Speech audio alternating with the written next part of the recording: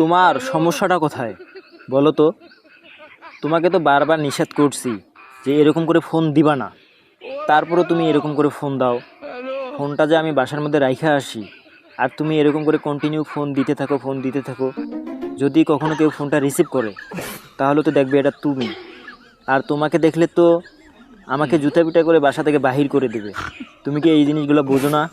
এটা তো তোমাকে বুঝতে হবে, তাই না? সহজ জিনিসটা যদি তুমি না বোঝো তাহলে কি অন্য কেউ বুঝবে? এটা একটু মাথায় নাও। কি আজব! আচ্ছা, একটা মানুষের সঙ্গে কি কথা বলে যে 24 ঘন্টা কথা বলতেই হবে?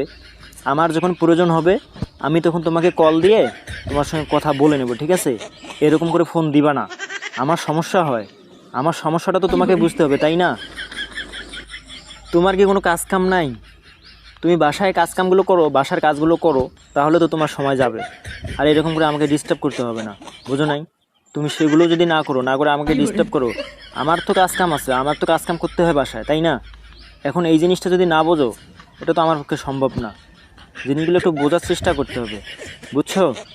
আর এরকম করে কল দিবা না, বুঝো নাই?